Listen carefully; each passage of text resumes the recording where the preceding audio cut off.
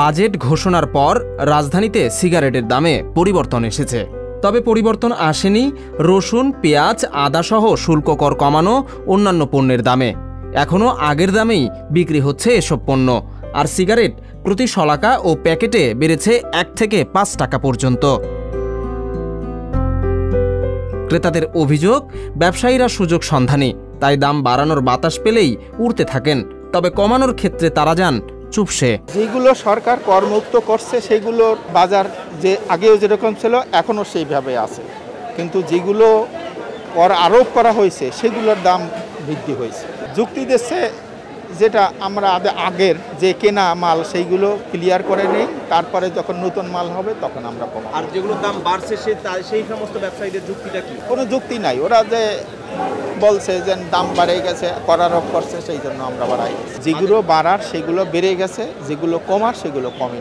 পূর্বের যে মূল্য থাকে বর্তমান কম থাকলেও ওরা পূর্বের মূল্য অনুসারে নেয় না, বর্তমান অনুসারে নেওয়া হয় আর কি।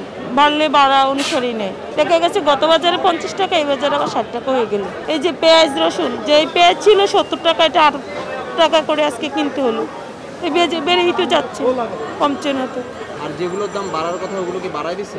ওগুলো তো আগেই বেড়ে গেছে, বাড়ানোর আগেই বেড়ে গেছে। শুধু এবছর নয়, প্রতি বছরই বাজেট ঘোষণার পর বেশ কিছু পণ্যের দামে পরিবর্তন আসে।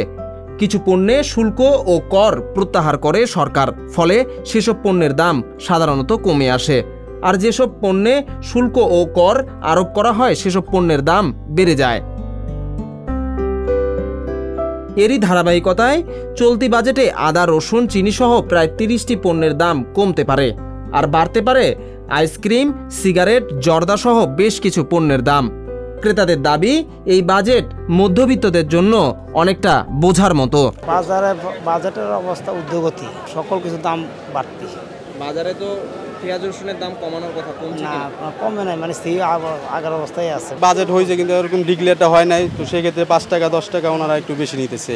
দোকানদারি যেহেতু করে নিতে তো হবে, ব্যবসা তো করতেই হবে, কি করব। আপনার এই যে হলিউড নিয়েছিলাম 95 দিয়ে আপনার 90 টাকা করে, আজকে নিতেছি 95 টাকা প্যাকেট। আর এটা নিয়েছিলাম রয়্যাল নিয়েছিলাম 108 টাকা। বাজেটের পর বাজারে আসেনি নতুন কোনো পণ্য, তারপরেও দাম বেড়েছে সেসব পণ্যের।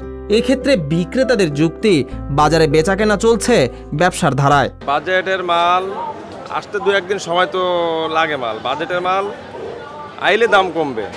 আর এখন বর্তমান যেটা বিক্রি হচ্ছে আগের দামেই, দাম একটু চড়া বর্তমানে। বিশেষ করে আদার দামটা মেলা বেশি। আমরা তো মনে করেন যে কুরসা বিক্রি করি, কিন্তু মালে বাজারে কোনো পেঁয়াজ রসুনের, আদা রসুনের কোনো অভাব নাই। কিন্তু গত সপ্তাহ আদা রসুন যা দাম ছিল এখনো আজকেও এই দামি। আমরা তো খুচরা বিক্রি করি, আমরা তো কমানোর কোনো ভাও নাই। আমরা মনে করেন যে আইনা তার কাছ থেকে আইনা 10 টাকা 15 টাকা কেজিতে আদা রসুন লাভ করি, আর পেঁয়াজ 4 টাকা 5 টাকা লাভ করি। এমনি সরকারিভাবে ডিক্লেয়ার হয়েছে, কিন্তু এখনো কোনো আসে নেই। ঠিক আছে, নতুন মাল আসে নেই এখনো। ঠিক আছে, এখন কোম্পানি কত করছে না করছে এখনো ফাইনাল কোনো রেট এখন আমরা পাইনি। মার্কেট কিছুটা বেশি চলতেছে এখন, প্যাকেট প্রতি মনে করেন যে 5 টাকা 10 টাকা এরকম। নতুন মাল তো না আসলে তো বাড়াতে পারবে না, তাহলেও বাড়াই দিন না, এটা মার্কেট এভাবে চলতেছে। জর্দা এখনো বাজেট পরে নেই, আমাদের আগে রেডি আছে মাল কিনি, সামনে কোম্পানিরা বাড়াইলে আমরা বাড়াবো। শুল্ক ও কর আরোপ বা প্রত্যাহার করে পণ্যের দামে স্বস্তি আনা যাবে না, বরং এর জন্য প্রয়োজন বাজার মনিটরিং। এই অভিমত সবার।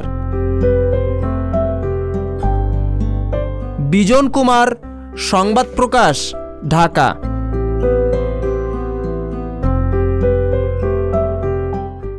সংবাদ, ফিচার ও অনুষ্ঠানের জন্য ভিজিট করুন সংবাদ প্রকাশের ওয়েবসাইট এবং যুক্ত থাকুন ফেসবুক পেজ ও ইউটিউব চ্যানেলের সঙ্গে।